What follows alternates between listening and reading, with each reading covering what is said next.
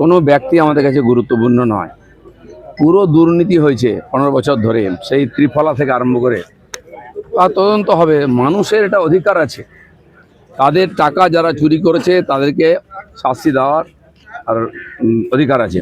সেই জন্য সরকার এসছে, সরকারের দায়িত্ব দুর্নীতিবাজদেরকে আইনের সামনে নিয়ে আসা। প্রশাসন সেই কাজটা করবে, আইন তাদেরকে সাজা দেবে। সিন্ডিকেট রাজ, অবৈধ বালি খাদান, কয়লা খাদান থেকে বালি চুরি, গরু পাচার যাবতীয় বন্ধ করা বিজেপির মূল এজেন্ডা ছিল। বন্ধ হয়ে গেছে। গরু পাচার দেখেছেন এই এক সপ্তাহে? বালির গাড়ি দেখেছেন কোথাও? বড় বড় বালির গাড়ি গ্রামে ঢুকে যেত, রাস্তা ভেঙে চুরমার হয়ে গেছে। এমএলএরাও কালকে বলছিলেন যে সব বন্ধ হয়ে গেছে, আর পার্মানেন্টলি বন্ধ হবে। যেখানে সেখানে একটা গেট লাগিয়ে দিয়ে রাস্তায় গুন্ডা ট্যাক্স না হতো গাড়িতে, সমস্ত মানুষের কাছ থেকে সব উঠে গেছে। বাকি যেখানে যা আছে আপনারাও বলুন, আমাদের এমএলএ থেকে মাননীয় মুখ্যমন্ত্রী বলেছেন যেখানে যা আছে খবর দিন, সেখানকার ডিএমের সঙ্গে তাদের মিটিং করানো হবে। সমস্ত কমপ্লেন জনতাকেও বলছি, আপনারা আপনাদের কমপ্লেন আমাদের এমএলএদের মাধ্যমে জানান, মেল করুন, মাননীয় সিএমের দপ্তরে মেল করুন, সব কিছু সমাধান হবে। আপনি সবসময় মানুষের সঙ্গে ছিলেন এবং এখনো আছেন, এবং আপনার যে 3টে দপ্তর, সেই দপ্তর একেবারে মানে রুট মানুষের সঙ্গে কাজ করার দপ্তর। পার্টি হয়তো তাই ভেবেছে যে আমি মানুষের সঙ্গে কাজ করতে ভালোবাসি, তাই তো আমাকে দপ্তর দেওয়া হয়েছে যাতে আমি মাঠে ঘাটে ঘুরতে পারি। ঠান্ডা করে বসে কাজ করার লোক আমি নই। জেড প্লাস তুলে নেওয়া হলো অভিষেক বন্দ্যোপাধ্যায় কেন্দ্রীয় স্বরাষ্ট্রমন্ত্রকের নিয়ম মেনে, এবং তাহলে কি নিয়ম ভেঙে পিসির ক্ষমতায় এতদিন বাড়তি নিরাপত্তা ভোগ করছিলেন অভিষেক? সবই নিয়ম ভেঙে।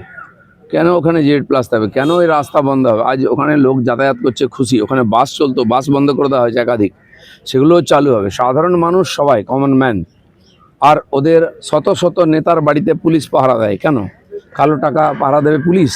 সাধারণ মানুষের সুরক্ষা নেই। এগুলো সব বন্ধ হবে। মহিলাদের 1 জুন থেকে বাসের ভাড়া লাগছে না, সরকারি বাসের ভাড়া লাগবে না, কিন্তু তারা বলছেন যে সরকারি বাসের সংখ্যাও তো অনেক কম, তাহলে কি বাড়বে? সরকার যে বাস চালাচ্ছে আপাতত সেখানে সুবিধা পাবেন।